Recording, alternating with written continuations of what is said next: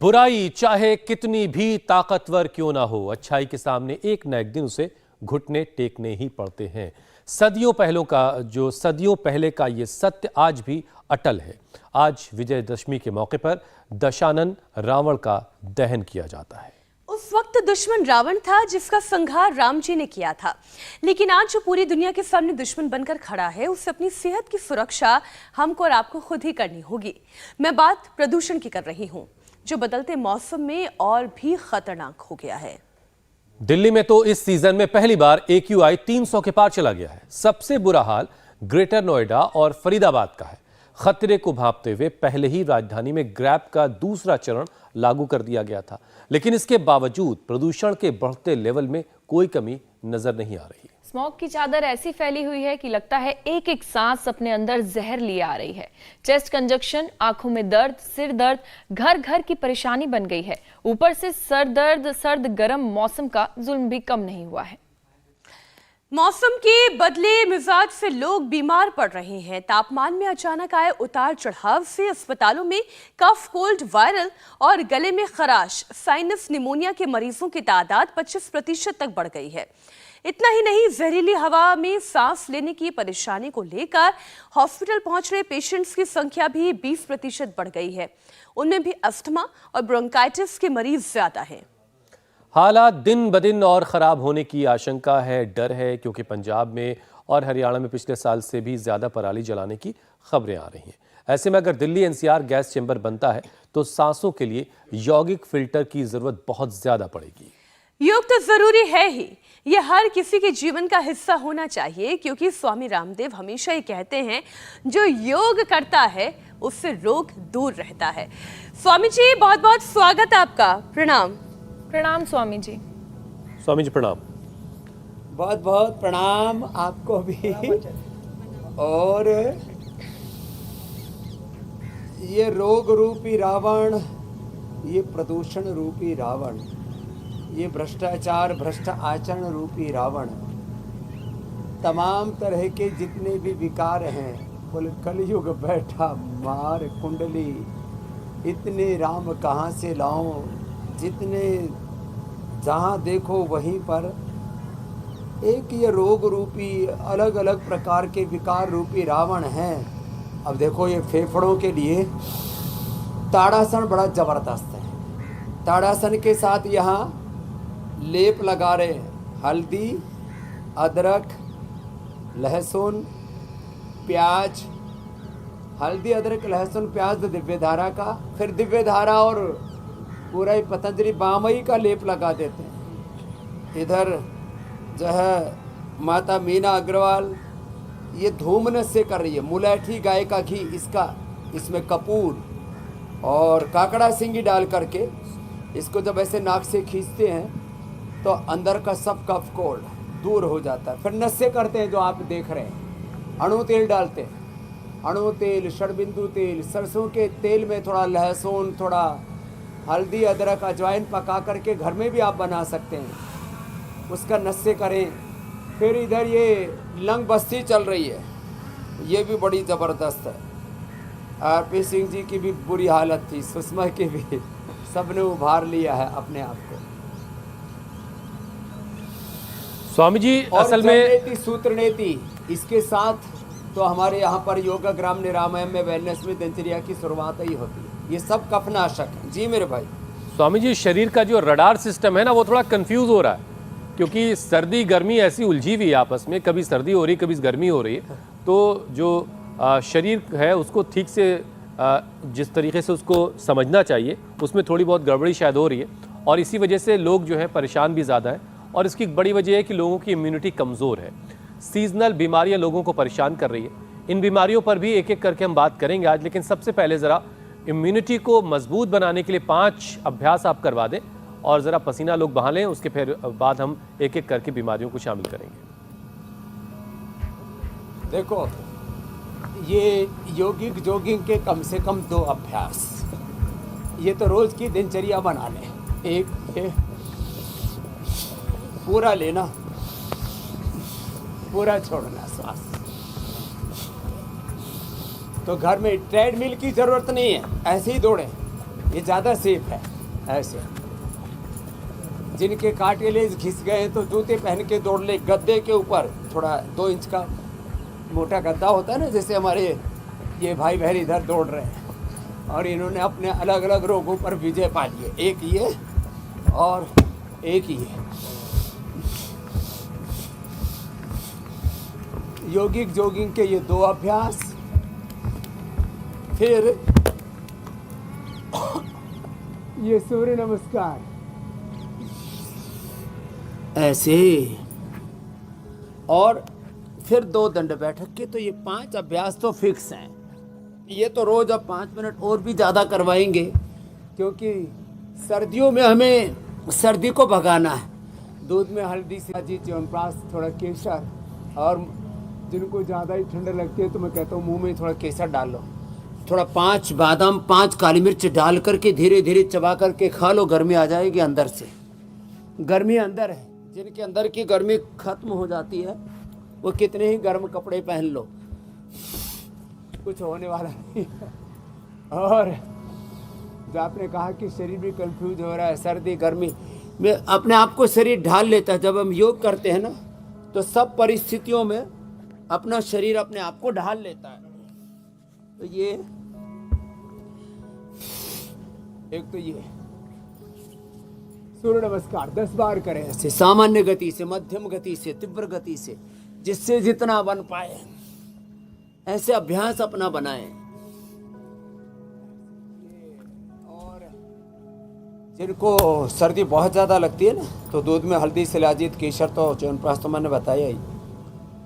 लहसुन गाय के घी में भून ले, एक चीरा मार दे लहसुन की कली पर, उसको गाय के घी में भून ले, थोड़ा सेंधा नमक, थोड़ा त्रिकुटू डाल करके खा ले। कफ कोल्ड भी ठीक, इम्यूनिटी भी ठीक, हार्ट की ब्लॉकेज गायब, शरीर की गांठें, कोलेस्ट्रॉल गायब, मोटापा गायब, और जोड़ों का दर्द कतई नहीं होगा, और सर्दी कतई नहीं लगेगी लहसुन से। बताओ, इतनी सी बात है। तो खैर ये छोटे छोटे उपाय भी करें। एक ये उपाय है, दंड बैठक लगाया है 10-20 बार, 25-50 बार। एक ये, और ये तो बड़ा ज़बरदस्त है। देखो ये एक तो जो मजबूत है वो तो ऐसे करें,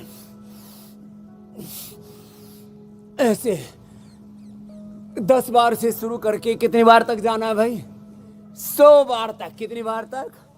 100 बार तक। अब दंड भी ना लगे तो ये तो हो ही जाता। चलो उल्टे लेट के 100 बार का नाम सुन के आधे तो हंसने ही लगते हैं, लेकिन ये ऐसे धीरे और फिर मध्यम गति से। तो सुबह की शुरुआत अब चाय कॉफी के साथ नहीं, जिनको कफ कोल्ड है स्वासरी काढ़े के साथ, पंचकोल के काढ़े के साथ, और स्वासारी बटी, स्वासारी गोल्ड ब्रोनकोम के साथ, थोड़ा गर्म पानी के अंदर आंवला, एलोवेरा, गिलोय, तुलसी, नीम, हल्दी, अदरक, ये सब मिला दे एक साथ। और लहसुन को मैंने कहा ना गाय के घी में भून के रख ले, ये महीने भर चल जा, खराब ही नहीं होता। लहसुन में कभी कीड़ा लगता है? लहसुन कभी सड़ता है? गाय के घी में भून के रख लिया। 5 कली से लेके लहसुन की, और ऑनियन एंड गार्लिक पूरे वर्ल्ड के कॉमन फूड है। तो लहसुन से कोलेस्ट्रॉल ठीक होगा, लहसुन से इम्यूनिटी अच्छी रहेगी, कफ कोल्ड नहीं होगा, सर्दी नहीं लगेगी, शरीर में कोई विकार, इन्फ्लेमेशन नहीं बढ़ेगा, बॉडी का एनर्जी का फ्लो अच्छा रहेगा।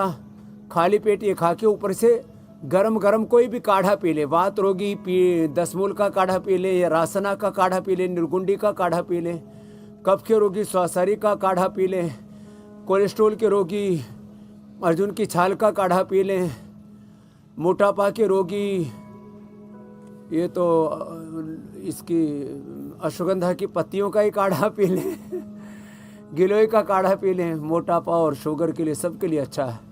तो ऐसे लहसुन का एक प्रयोग मैंने थोड़ा सा बताया। स्वामी जी एक एक करके हम अपनी शुरुआत जो है यहाँ से करें, ये फेफड़ों के लिए भी जबरदस्त है। स्वामी जी एक एक करके हम अलग अलग बीमारी शामिल करेंगे, लेकिन उससे पहले जी मेरे भाई उस बीमारी की बात कर लेते हैं जो हमने बनाई है, जो मैन मेड है, यानी पोल्यूशन की बात। पोल्यूशन जिस तरीके का स्वामी जी स्टेम है, AQI NCR में 300 के पार जा चुका है। अब जाहिर है इस प्रदूषण का एक बड़ा संकट बन करके हमारी सेहत पर ये खड़ा हुआ है। अस्पतालों में सांस के मरीजों की जो तादाद है वो 20% तक बढ़ गई है। हर दूसरा आदमी जो है वो गले की और लंग्स की प्रॉब्लम से जूझ रहा है, हल्की फुल्की गले में खराश सबको हो रही है। तो इस पोल्यूशन का क्या इलाज है? कैसे लोग समझेंगे कि ये बीमारी हमारी खुद की पैदा की हुई है, इसका इलाज क्या? पोल्यूशन का सॉल्यूशन ये है, एक तो रोज हमारे साथ मकर आसन करना, रोज 100 बार भुजंगासन करना। तो जो पोल्यूशन अंदर जाएगा अब उस शरीर से चिपकना नहीं चाहिए। कमजोर आदमी से सारी चीजें चिपक जाती हैं, बीमारियां चिपक जाती हैं, उसके अंदर भीतर सर्दी भी घुस जाती है, गर्मी भी घुस जाती है, काफ कोड़ा घुस जाते हैं। तो अंदर पोल्यूशन जाए और थोड़े बाहर फेंक। इसके लिए तो एक तो भुजंगासन, एक ही मकरासन, एक होता है ये गोमुखासन। देखो बैठ कर बड़े इजी अभ्यास है, 4 गोमुखासन, फिर ये हस्त ऐसे प्रसरित हस्तासन, फिर ये स्कंदासन, ऐसे स्कंद संचालन। तो ये छोटे छोटे अभ्यास हैं। तो फेफड़ों में अंदर जाएगा। 2400 किलोमीटर लंबा रेस्पिरेटरी ट्रैक है और धरती को 2 बार लपेटा दे दो धागे की तरह, इतना बड़ा सर्कुलेटरी सिस्टम है। उसमें सब जगह इस पोल्यूशन का असर देखने को मिलता है। ब्रेन से लेकर के नर्वस सिस्टम से लेकर के हार्ट से लेकर के लीवर किडनी से लेकर के स्किन से लेकर के हड्डियों तक को गला देता है पोल्यूशन। और फेफड़ों में तो जाकर के सीधा का सीधा ये जो पोल्यूशन के कण हैं ये फंसते हैं। तो क्या करें? रोज भस्त्रिका करें तो अंदर जो भी पोल्यूशन जाएगा तो फेफड़ों से चिपकेगा नहीं, रेस्पिरेटरी ट्रैक में चिपकेगा नहीं। अंदर जब आप प्राणायाम करते हैं तो हार्ट से कोलेस्ट्रॉल चिपकेगा नहीं। तो मैं देखता हूँ कुछ लोगों का 250, 300 कोलेस्ट्रॉल रहता है, उनको हार्ट अटैक आता ही नहीं। और कि बाकी लोगों को मैं देखता हूँ 150 कोलेस्ट्रॉल और अंदर से हार्ट की आर्टरी चौक है। ऐसे ही खराब चीज़ें जाकर के हमारे फेफड़ों में, हमारे हार्ट में, हमारे ब्रेन में, हमारे नर्वस सिस्टम में, अलग अलग अंगों में पोल्यूशन ही टॉक्सिन्स, ऑक्सीडेंट्स के रूप में, पोल्यूशन इन्फ्लेमेशन के रूप में अंदर जमा हो जाता है। तो जल नेति, सूत्र नेति, शंख प्रक्षालन, बस्ती, लंग बस्ती, बाह्य बस्ती, आंतरिक बस्ती, एनिमा, अलग अलग प्रकार के लेप लपेट। और सुबह उठ करके जैसे अभी हम तेज धूप है, हाँ नवरात्र में अच्छी ठंड रही, आज विजयदशमी है ना, तो सूर्य भी थोड़ा प्रचंड है, तो आज ज़्यादा ठंड नहीं है। तो कोई ना, अब तो ठंड का आगाज़ तो हो ही गया है। तो सुबह सुबह धूप में बैठा करें, सुबह सुबह धूप में बैठा करें। और कम से कम अपने घर में जो बालकोनी है उसमें 10 तरह के पौधे लगा दें। जैसे पौधे लगे हुए ना, एलोवेरा है, गिलोय है, तुलसी है, हल्दी है, अदरक है, ऐसे नीम है, बासा है, बनफसा है, ये सब चीज़ें अपने घर में लग जाती हैं। गिलोय तो जो है ये ऑक्सीजन को खा लेंगे। तो आपकी खिड़की बालकोनी में खुलती है तो उसके पास ये पौधे होंगे, ये ऑक्सीजन को अंदर भेज देंगे और कार्बन डाइऑक्साइड को खुद खा जाएंगे। फिर थोड़ा पर्दा लगा के रखे, रहा सा पोल्यूशन पर्दे से चिपक जाएगा। उसको घर के पर्दे को, जब ये पोल्यूशन बहुत बढ़ता है तो 1 महीने में पर्दे को मुंह पे मास्क लगा के उसको एक बार झाड़ देना चाहिए, डंडे मार करके झाड़ दो उसको, या वॉशेबल आते हैं आजकल तो पर्दे, उसको एक बार धो देना चाहिए। तो ये उपाय हैं छोटे छोटे, इनको हमें अपनाना चाहिए। गोमुखासन तो जरूर करना है, ये लंग के लिए बहुत ज़बरदस्त है। बाकी भस्त्रिका, कपालभाति, अनुलोम विलोम, उज्जाई, ये तो रामबाण है ही सो हैं। ऐसे ये और एक ये अभ्यास ऐसे ऐसे दोनों तरफ से 10, 20, 25, 50, 100 बार तक कर सकते हैं ऐसे। और हमने पुराने से पुराना काफ, कोल्ड, सर्दी, जुकाम, अस्थमा, पुराना नजला, 100 ग्राम बादाम, 20 ग्राम काली मिर्च, 50 ग्राम खांड, बिल्कुल सीधी सी बात है, घर में ही बना सकते हैं ना ये सब। और सोठ, पिपल, काली मिर्च, तिरकुटा, बड़ा जबरदस्त। स्वामी जी, योग का सिलसिला तो जारी रहेगा। पाउडर बड़ा जबरदस्त है। और एलोवेरा 100 ग्राम। कुछ तस्वीरें आ रही नागपुर से, वो जरा दर्शकों को दिखा देते हैं, आपको भी दिखाते हैं। और अमरूद के पत्ते। विजयदशमी के मौके पर शस्त्र पूजन हो रहा है और सरसंघ चालक मोहन भागवत हमें तस्वीरों में दिख रहे हैं। इसके अलावा शंकर महादेवन मुख्य अतिथि के तौर पर इस बार वहां पर शामिल हो रहे हैं शस्त्र पूजन के इस कार्यक्रम में। और देवेंद्र फडणवीस पहुंचे हैं, डेप्यूटी चीफ मिनिस्टर महाराष्ट्र के नितिन गडकरी वहां पर हैं, तमाम बड़े लोग हैं। आज सरसंघ चालक मोहन भागवत संबोधित भी करने वाले हैं स्वयंसेवकों को। तो आज ये शस्त्र पूजा होगी, ये अब हम तस्वीरों में देख पा रहे हैं। देवेंद्र फडणवीस, नितिन गडकरी और तमाम जो बड़े लोग हैं वो आज के कार्यक्रम में शामिल हुए हैं।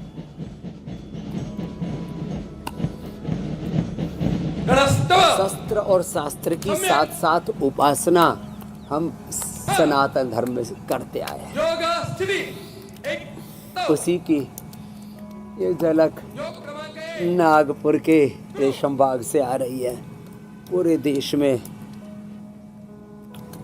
ये अनुष्ठान चलता है संघ का, और इसके पीछे एक ही तात्पर्य है, भारत शौर्य का, वीरता का, पराक्रम का उपासक रहा है। हम अहिंसा मूलक किसी को नुकसान पहुंचाना मकसद नहीं, लेकिन अपने ऊपर कोई प्रहार न करे, अपने ऊपर कोई वार न करे, इसके लिए अपने आप को इतना दृढ़ बनाओ।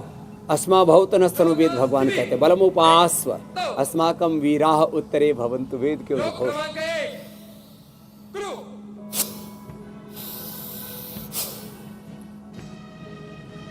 स्वामी जी, स्मॉग सांस के जरिए के साथ साथ ये जो फिजिकल एक्टिविटीज है, जी जी जी जी, ये फिजिकल एक्टिविटी भी लोगों को मजबूत बना रही है। जी मेरे भाई। स्वामी जी, स्मॉग जो है सांस के जरिए शरीर में दाखिल हो रहा है, फिर चेस्ट कंजेशन बढ़ा रहा है, आंखों में रेडनेस, दर्द की शिकायत, हेडेक से लोग परेशान हैं।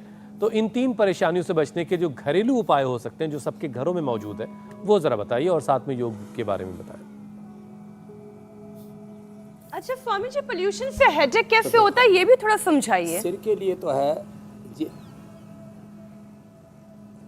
तो पोल्यूशन से क्या होता है ना, ये पोल्यूशन मूलतः तो 2400 किलोमीटर लंबे रेस्पिरेटरी ट्रैक पर असर करता है, और जो हमारे 1.5 किलो का ब्रेन है ना, 1 किलो 400 ग्राम का, ये 1 किलो 400 ग्राम का ब्रेन, इनके न्यूरॉन्स तक ये पोल्यूशन पहुंच जाता है। ये तो सेल के अंदर तक घुस जाता है। तो ब्रेन मजबूत बनाने के लिए अनुलोम विलोम, भ्रामरी, उद्गीत, शीर्षासन, सर्वांग आसन के साथ मंडूकासन, शशकासन के साथ साथ, जिनको कफज सिर दर्द होता है, पोल्यूशन के कारण से सिर दर्द होता है, उनको अणु तेल, षडबिंदु तेल, ज्योतिषवती तेल, अभी मैंने थोड़ी देर पहले बताया कि सरसों का तेल, उसको नाक में डालें, उससे ठीक होगा। Walnut oil and almond oil, अखरोट और बादाम का तेल नाक में डालें, उससे सिर दर्द हो जाता है। मेधावटी मेमोरी ग्रिट लें, नींद कम आती है तो अभी स्लीपोम नया अगले महीने तक, पूरे दिसंबर तक पूरे देश में पहुंचाएंगे, नवंबर के अंत और दिसंबर तक। नींद आना अच्छी बहुत जरूरी है। तो सिर दर्द, इसके लिए उपाय बताया। सिर दर्द अनुलोम विलोम से, भ्रामरी उद्गीत से, सर्वांगासन हलासन से ठीक हो जाता है।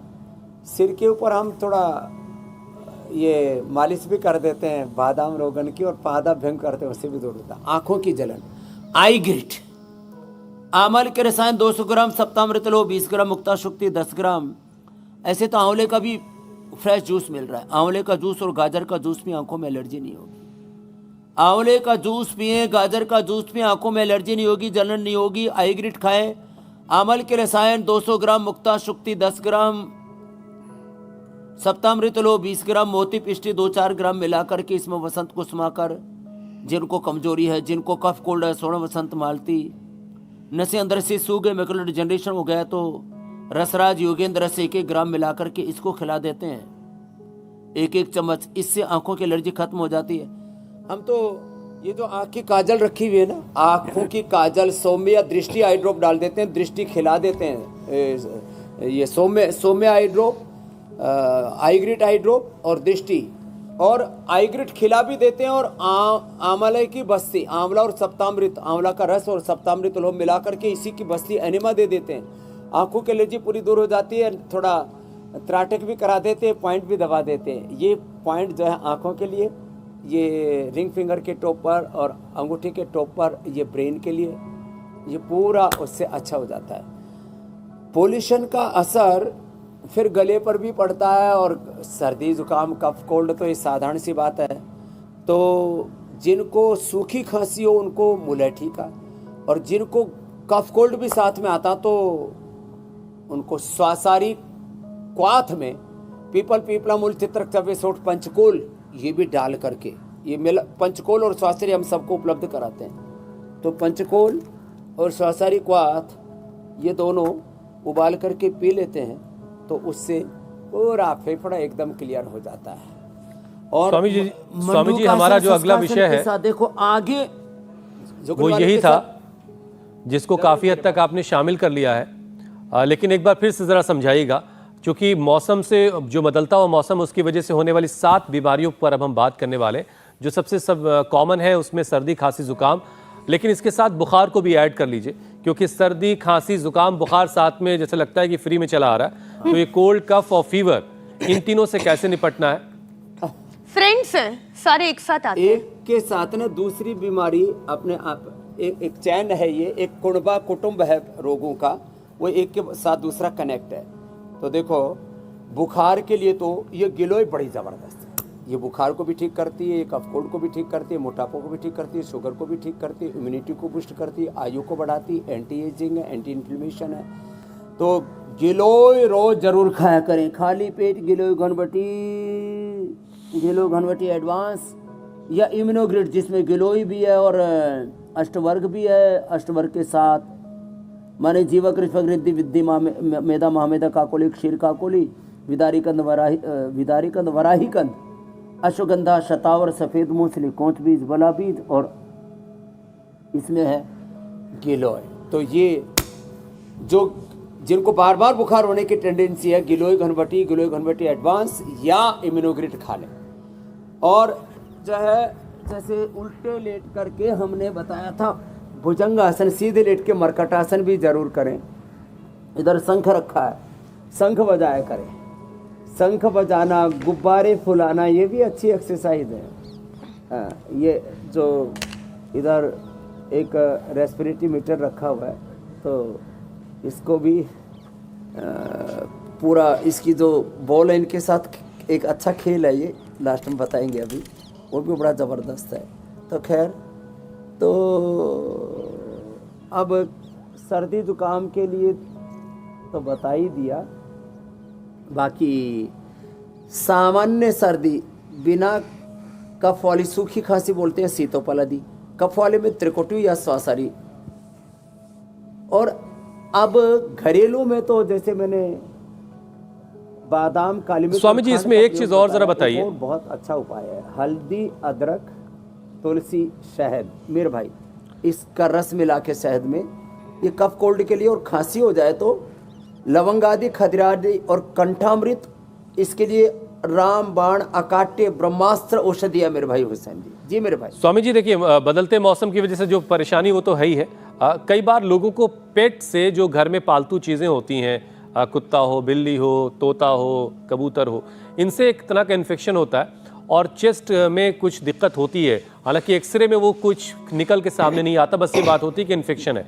इस इन्फेक्शन को ख़त्म करने का क्या तरीका है, जिसकी वजह से कई बार खांसी सी आती रहती है, गले में खराश रहती है? इसमें यह है कि ये जो जितने भी पालतू जीव होते हैं, लोग कुत्ते बिल्लियों से लेकर के अलग अलग पंछियों को पालते हैं ना, तो प्रकृति से दूर हट जाते हैं और उनके चमड़ी पर, उनके बालों में, और वो बाल फिर धीरे धीरे उड़ करके नाक पर जाते हैं, फिर अंदर फेफड़ों में जाते हैं, और उनके सूक्ष्म कण जैसे माइक्रोप्लास्टिक अंदर जाता है, तो उन जीव जंतुओं के बालों से और उनकी स्किन से, उनके डैंड्रफ आदि से। इसलिए एक जीव के ऊपर मैंने एक से पूछा, मैंने कहा भाई तेरे कुत्ते का कितना खर्चा भाई संजय भाई?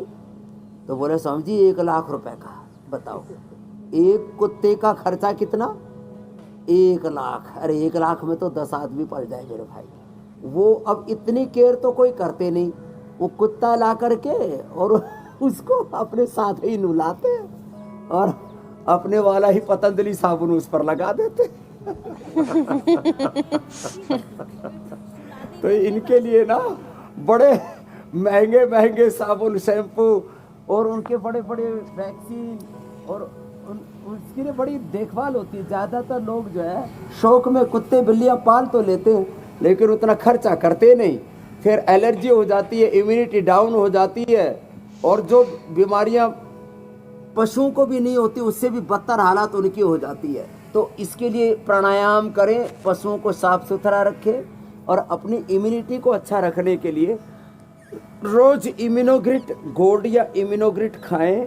दूध में हल्दी, शिलाजीत, च्यवनप्राश, इससे फिर ये कफ कोल्ड की एलर्जी, बहुतों को स्किन एलर्जी, अलग अलग प्रकार के ये जो रेस्पिरेटरी ट्रैक की प्रॉब्लम है मेरे भाई हुसैन जी, वो नहीं हो।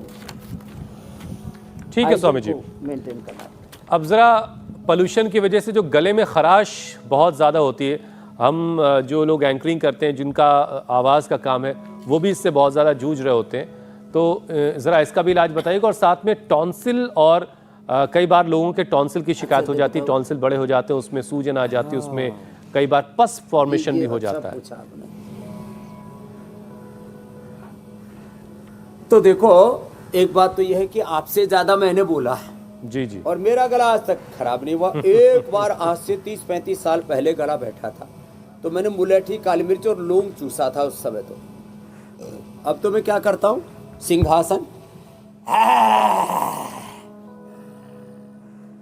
और एक बहुत जबरदस्त मैंने वो खोजा है गले के लिए, गरारा, गार्गिल, गंडूस बोलते हैं आयुर्वेद में। 100 ग्राम एलोवेरा, 10 पत्ते अमरूद के, 10 ग्राम हल्दी और 2-3 ग्राम उसके अंदर बहेड़ा या त्रिकुटा डाल दें और इससे गरारा करवा दें, एक ही बार में गला ठीक। और ये जो यज्ञ की भस्म है ना, जो हवन कर रही है हमारी बहन इधर सुषमा जी, इन्होंने भी अपना साइनस, नीतू ने थायराइड, नितिन ने अस्थमा, जयराम जी ने अस्थमा ठीक कर लिया, इनहेलर तक छूट गए। तो यज्ञ की भस्म, इसको भी थोड़े गुनगुने पानी में डाल के इससे गरारा कर ले। और यज्ञ की भस्म तो सीधा अंगूठे में लगा के, हमारी पूजा माता, जन्म देने वाली माँ पूजा गुलाब देवी माता, वो अंगूठे में जबाड़े को कस के पकड़ती थी, तो बच्चे काटते। आजकल वाले तो कुछ वो यंत्र सा लगा देते हैं, एक प्लास्टिक जैसा मुंह में, और फिर गले में काम करते हैं, दांत पे काम करते हैं, खैर बच्चों के लिए। तो गले में राख से उसको दबा देते हैं टॉन्सिल को, उससे टॉन्सिल ठीक हो जाता है। बबूल की दातुन से टॉन्सिल ठीक हो जाता है। बहेड़ा, त्रिकुटा शहद के साथ चाटने से ये टॉन्सिल ठीक हो जाता है। और जितने भी गले का काम लेते हैं उनको कंठामृत तो रखना ही चाहिए। कंठामृत, लवंगादि, खदिरादि। लवंगादि जिनको थोड़ा जो है गले में, जो जिनका थोड़ा सेंसिटिव गला है, बड़ा कोमल नाजुक सा गला है। खदिरादि जिनको बहुत अधिक एकदम कट फॉर्मेशन होता रहता है और अंदर से गले में इन्फ्लेमेशन, सूजन भी आ गई है, उसको भी सिकोड़ने का काम करता है। इन्फ्लेमेशन जो अंदर गले में रहता है, सूजन रहती है, उसको भी खदिरादि ठीक कर देता है। और कंठामृत तो कॉमन है, तो कोई भी एक, खदिरादि, लवंगादि थोड़ी थोड़ी प्रकृति भेद से अलग है, और कंठामृत, कोई भी एक चीज़ रखनी चाहिए। कभी भी आपको कफ कोल्ड खांसी नहीं होगी। एक बात है, ये तो टॉन्सिल के लिए बता दिया। सामान्य रूप से गले की खराश के लिए, जी मेरी बहन पूजा जी, स्वामी जी, इस मौसम में बुजुर्गों और बच्चों को निमोनिया का डर भी काफी ज्यादा लगातार बना रहता है। निमोनिया होने पर क्या करें? साथ ही ये भी बताइए कि इस खतरनाक बीमारी से कैसे बचा जाए। निमोनिया क्या है? ये फेफड़ों का, जैसे मैंने कहा, 2400 किलोमीटर लंबा हमारा श्वास नलिकाओं का पूरा तंत्र है, रेस्पिरेटरी ट्रैक है हमारा। अब इस रेस्पिरेटरी ट्रैक को यदि आप अच्छा नहीं रखेंगे तो इनमें कफ जमा होता रहता है। कफ जमा हो करके पूरे फेफड़े को घेर लेता है और फिर खर खर की आवाज़ आती है। बच्चों में, बड़ों में भी निमोनिया हो जाता है। फिर एलोपैथी में तो क्या देते हैं? स्टीराइड, सब चीज़ों में स्टीराइड। स्टीराइड से फिर आँखों की समस्या। कल एक मैंने बच्चे को देखा, स्टीराइड ले लेकर के दोनों आँखों में उसको कैटरेक्ट हो गया और आँखें खराब हो गई। आँखें खराब हो जाती है स्टीराइड से, डायबिटीज होती है स्टीराइड से, हड्डियाँ खराब हो जाती है स्टीराइड से, इम्यूनिटी पूरी ध्वस्त हो जाती है ये सब स्टीराइड से। तो क्या करें? हल्दी में, अदरक में, लहसुन में, प्याज में, शिलाजीत में नेचुरल स्टीराइड होता है। तो ये निमोनिया के लिए तो सबसे अच्छा है खाली पेट स्वासारी वटी सामान्य रूप से, और खाने के बाद ब्रोनकोम, ये इधर इसकी औषधि हमने रखी है। फिर हमने ये स्वासारी गोल्ड छोटे बच्चों को 1, बड़ों को 2 शहद के साथ 3 बार तक दे देते हैं। और ब्रोनकोम जो है ये 2 गोली से लेके 4 गोली तक दे देते हैं।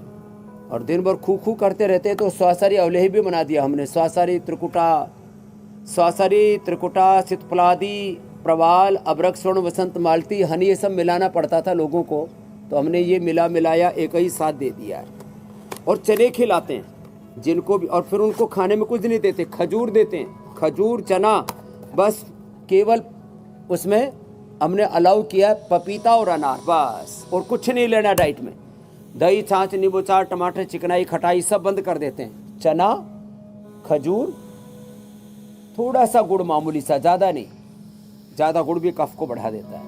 बाकी ऐसे अंदर पहले सर्दी जुकाम लग जाता था, खेतों में काम करते थे, धूल धक्कड़ स्वामी जी, होता अब ये था, नुस्खा तो गुड़ मैंने खा भी लेते थे आजमाया हुआ और है। कफ ठीक हो वो जाता। कहते हैं कोई पहले बात इस्तेमाल करें फिर विश्वास करें, तो इस्तेमाल किया है, विश्वास हो गया है। स्वामी जी, सीजनल रोगों के बाद अगला नंबर आता है बैक्टीरियल इन्फेक्शन का। बैक्टीरियल इन्फेक्शन से कैसे लड़ा जाए? लड़ने के उपाय तो आप बताए ही, लेकिन साथ ही साथ सावधानी क्या क्या बरतनी चाहिए कि बैक्टीरियल इन्फेक्शन हो ही ना? बैक्टीरिया वायरस फंगस भरा पड़ा है इससे सारा संसार। हमारे भी पेट में हर समय कम से कम हम 2 किलो बैक्टीरिया वायरस फंगस लेकर के बैठे रहते हैं, लेकिन पेट से लेकर के पूरे शरीर में 2 किलो लो। तो इसी करोड़ों अरबों नहीं खरबों की संख्या में, एक तो पोल्यूशन से बचने के लिए ये यज्ञ का धूम एक बार कर दिया करें सब प्रकार के बैक्टीरिया वायरस फंगस को। उसके लिए एक बहुत बड़ा शब्द प्रयोग किया जाता है, उसको बोलते हैं बायोफिल्म। बैक्टीरिया की, वायरस की, फंगस की बायोफिल्म तैयार हो जाती है, उस तक को तोड़ देता है। तो धूप दीप का प्रकाश होना चाहिए घर में, सम्राणी कप से, या अभी एक छोटा भी बनाया, एक दिन मैं बताऊंगा। एक बार का एक यज्ञ यंत्र बना रखा है, एक बार का यज्ञ कुंड, और उसमें थोड़ी सामग्री डालें, इससे बैक्टीरिया वायरस फंगस से बचें। रोज प्राणायाम करें, रोज गिलो घनवटी इम्यूनो ग्रिट लें, रोज जो है क्षीर घृत अभ्यासो रसायनानाम, जो मैं कल बता रहा था कि जो हमारे ऋषियों ने बताए हैं कि जो है दूध दही का सेवन किया करें, ब्रह्मचर्यम आयुष्य कराणाम, काल भोजनम आरोग्य कराणाम, ऐसे छोटे छोटे नियमों का ध्यान रखें। रोज 2 से 5 मिनट भस्त्रिका, रोज 5 से 10 मिनट कपालभाति, रोज से 5-10 मिनट अनुलोम विलोम, 3 से 5 बार कम से कम सिंहासन। ये जो रोज कर लेंगे, फिर उनके जीवन में ये किसी भी प्रकार के बैक्टीरिया वायरस फंगस, ये आगंतुक रोग है, एक रोग बाहर से आते हैं, बाहर भी पोल्यूशन से लेकर के सब विकार भरे पड़े, और अपने तन में मन में जन्म जन्मांतरों के कर्माशय के संस्कारों के वासनाओं के पूरे ऐसे पूरे अंबार लगे पड़े ढेर हैं। तो भीतर और बाहर दोनों तरफ से अपने आप को शुद्ध करने के लिए प्राणायाम से बेहतर कोई दूसरा उपाय नहीं है मेरी बहन। अच्छा स्वामी जी, मान लीजिए सर्दी हो गई है, नाक बंद है, तो फिर प्राणायाम कैसे होगा? नाक बंद है ना, तो ये दिव्य धारा सूंघ लें, ऐसे रोल ऑन है ये, ऐसे 5 बादाम 5 काली मिर्च ऐसे चबा लें, नाक खुल जाते हैं। थोड़ी दौड़ लगा लें, नाक खुल जाते हैं। थोड़ा नाक के अंदर अणु तेल ज्योतिषमती डाल लें, बंद नाक खुल जाता है ज्योतिषमती से, तो ऐसा खकाटा उठता है। ये थोड़ा पॉइंट दबा लें, थोड़ा तेजी से दौड़ने से बंद नाक खुल जाते हैं, तेजी से भस्त्रिका करने से बंद नाक खुल जाते हैं। रात को तेल नस्य करो और सुबह उठ करके जल नीति सूत्र नीति करे, बंद नाक खुल जाते हैं। अच्छा स्वामी जी, आप 2 प्राणायाम बताते हैं, कफ के कारण से बंद होते हैं पूरे, एक सूर्य भेदी और एक चंद्र भेदी। अगर मान लीजिए किसी का दायां ही बंद है, अगर सूर्य स्वर ही बंद है, तो फिर वो क्या करें? तो वो बाएं करवट लेट करके दाएं नाक में कुछ ऐसे नस्य डाल ले, अणु तेल षडबिंदु तेल ज्योतिषमती, और ज्योतिषमती थोड़ा बहुत हार्ड है, थोड़ा तीव्र है, और अणु तेल थोड़ा सौम्य है, तो आधा ज्योतिषमती आधा अणु तेल नाक में ऐसे डाल लें, रुइया लगा करके और ऐसे डाल लें, और बाएं करवट लेट जाएं, थोड़ी देर में अपने आप दाएं नाक खुल जाता है। ये एक नैसर्गिक व्यवस्था है। ऐसे बाएं करवट लेटेंगे, नस्य करके थोड़ा नाक में डाल के ऐसे, और फिर ऐसे बाएं करवट लेट जाए, और ऐसे लेट करके अपने आप ही फिर दाएं नाक को थोड़ा बंद करने की कोशिश करें, अपने आप ही दाएं स्वर चालू हो जाता है। अच्छा स्वामी जी, देखिए फैक्ट चेक का इंतजार हो रहा है। और अगर दोनों स्वर चल रहे हैं इसका मतलब सब ठीक है ना? हाँ हाँ, दोनों स्वर चल रहे हैं तो सूर्य स्वामी जी, मैं जरा कल के कार्यक्रम के बारे में दर्शकों को बता दूं, फिर आता हूं। आप फिर इस फैक्ट चेक के बारे में दर्शकों को बताएंगे। कल के कार्यक्रम के बारे में पहले दर्शकों को बता देते हैं। हार्ट अटैक से फिर मची दहशत, त्योहारों में दिल पर आई नई आफत। डांडिया गरबा करते रुकी धड़कन, प्रदूषण सर्दी ने कितनी बढ़ाई टेंशन। 40 मिनट में समझिए पूरा खेल। योग से परफेक्ट कार्डियक हेल्थ रहेगी आपकी। और कहीं रामलीला करते तो कहीं रिक्शा चलाते, आखिर क्यों हो रहा है युवाओं का दिल इतना कमजोर? कल सुबह 7:56 पर स्वामी जी आपको बताएंगे कि दिल को कैसे बनाना है मजबूत। Swami ji, fact check. तो देखो, फैक्ट चेक एक तो ये है कि ये जो स्पाइरोमीटर बताया था ना मैंने, आप 10 बार इसको ऐसे कर लेते हैं, या 10 मोमबत्ती एक बार बुझा के दिखाओ बहन जी। 10 मोमबत्ती, अरे तो मजबूत, इसके तो 3 ही बुझ पाई। एक साथ यदि 5 मोमबत्ती लाइन में लगा करके बुझा दो तो आपका फेफड़ा मजबूत है। 1 मिनट तक शंख बजा तो फेफड़ा मजबूत है। नहीं तो सर्दी आने पर जब चारों तरफ धुएं की चादर ओढ़ रखी हो आकाश ने, तो बाहर योग नहीं करना चाहिए। तो क्या करना चाहिए? कमरे में, बालकोनी में ये सब पौधे लगा देना और खिड़की के ऊपर पर्दे लगा देना और फिर अंदर बैठ करके योग करना। आजकल तो एयर को प्योरीफाइड करने के भी यंत्र बना दिए लोगों ने, लेकिन बड़े महंगे, सब नहीं ला सकते, इसलिए मैंने नेचुरल तरीका बता दिया। खुले में योग ना करें, बहुत ज़्यादा पोल्यूशन होने पर, थोड़ा पोल्यूशन होने पर खुले में भी योग कर सकते हैं। और रोज़ 1 मिनट शंख बजाएं, और ये शंखनाद है आरोग्य का। और फिर आप अब मोहन भागवत जी का भी भाषण सुनाने वाले हो, शस्त्र पूजा के साथ राष्ट्र की आराधना, भारत माता की पूजन कैसे करना है, भागवत जी से भी सुनवा देना आप। हम इधर शंखनाद करते हैं आरोग्य का।